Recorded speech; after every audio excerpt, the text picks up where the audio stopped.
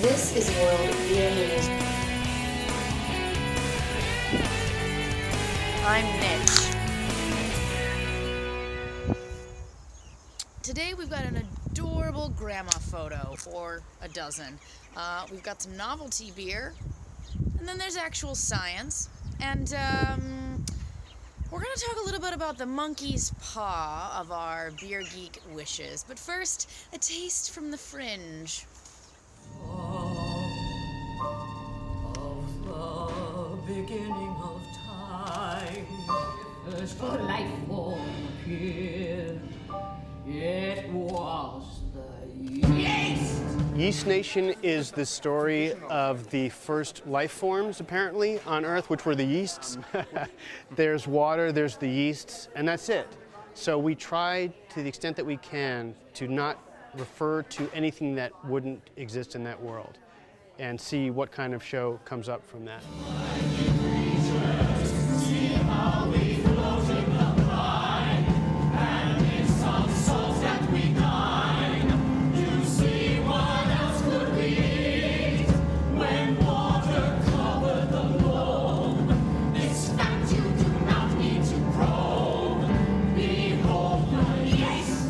I'm such a yeast fangirl.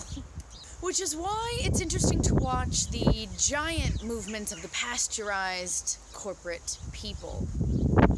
Carlsberg and Asahi Group both refused to comment on this topic, but Bloomberg is quoting sources saying that Danish brewery Carlsberg is considering the acquisition of Tsingtao Brewery. So last year we saw a lot of movement from the big players with Anheuser-Busch InBev and Saab Miller, that big merger. So Asahi Group, during that time, they bought a bunch of Eastern European brands from Anheuser-Busch InBev for about $7.8 billion to boost their presence in that region. Now it appears as if Asahi Group is reviewing its investments and intends to sell its stake in Tsingtao, so Carlsberg is looking at picking that up. Like, so incestuous.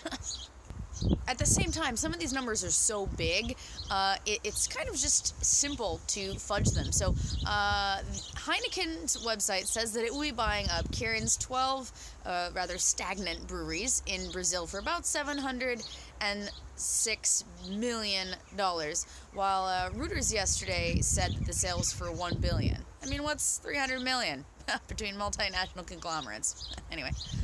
Brazil is the third largest beer market in the world. Oh, I just have like a... There, I can't do anything about the light. I don't know. There's nothing I can do. What does your grandma drink? This Vice article is adorable, showcasing grandmas and grandpas from Belgium and their beer cellar selection. It's basically what I assume I'll be doing in the future, though I would love to go and meet some of these grandparents and bring them some other beers, you know, that are a little bit more, that just reflect the progressive society that we're in. I mean, come on, Grandma, don't drink that. At Mantra Artisan Ale's specialty craft brewery unveiled Friday night that it uses diamonds in its filtering process. This is a choking hazard. The beer is produced with local products, including butternut squash, sweet potatoes, and some spices, and then they just fucking dry hop the shit out of it and put 45 carats of diamonds from a local jeweler. Okay, but will we be shooting diamonds? I don't think so. Another weird one. This year during San Francisco Beer Week, a dozen breweries are either literally brewing beer with wine grapes or they're fermenting beer in wine barrels. It's just one of those like weird trends to look out for. Not that I would recommend, paying too much attention to that because, well, you know what I mean? At the same time, these big brands, they're like, wait, what's trendy? A little late on the barrel aging train, hype train, whatever. Duval, they're oak aging some barrels. It's going to hit shelves maybe in April or May, and they're doing it with Four Roses and Buffalo Trace, which is interesting. That could be an interesting thing. Some of you might be into it. What I will tell you is the future is these bottle caps coming out of this place in Italy. Thank you guys for sending this article over because this is awesome. Ugh. Filming outside is weird. K-Caps, the newest innovation in bottling technology. They have yet to even start their fundraising campaign on Kickstarter, but they're already causing quite a bit of a stir among the beer geeks and brewers alike, because some of the beta testers that are endorsing it are some impressive lineup, to be honest. Industry leaders. So the sophisticated caps, they have a valve inside the body which regulates carbonation inside your beer. This means you can bottle your beer without worrying about whether or not you've primed it properly or if the yeast is tucked in nice and tight and feeling cooperative. Creators say that your beer will have the carbonation you've intended and not more or less. So it'll be easier for pubs to regulate things as well, I believe. I think that's part of the goal. That'll be good.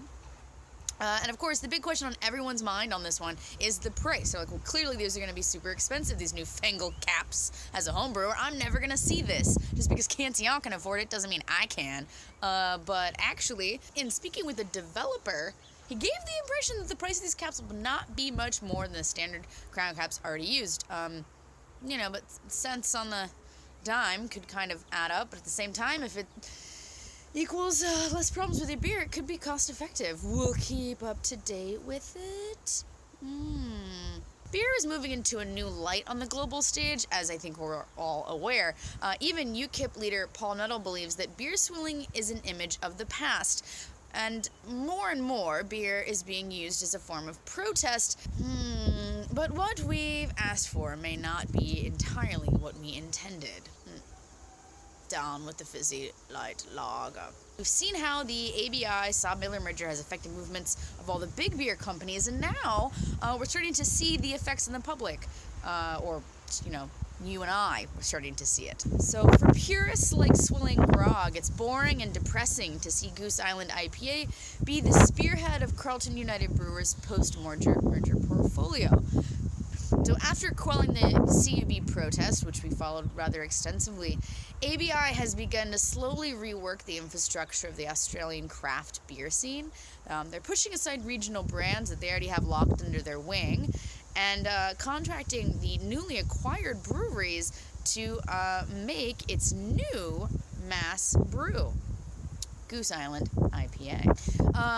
Thing is, Goose Island is in a sense, it's a good beer. It's well made, it's on style, it's consistent.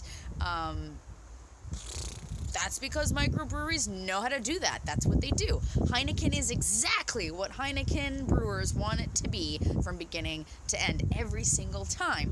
What makes Goose Island different is that it's a different style. Instead of, eating cornflakes, now we're eating Fruit Loops. So why are beer geeks upset? That's what I don't understand. Small-scale brewing, micro-brewing is unpredictable. That's what makes it artisanal, ?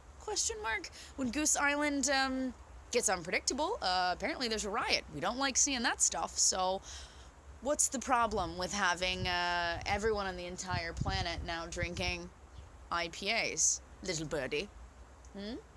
Give me a comment below on why you think we should or should not be upset. This double-edged sword, it's a double standard as it's applied to macro versus micro.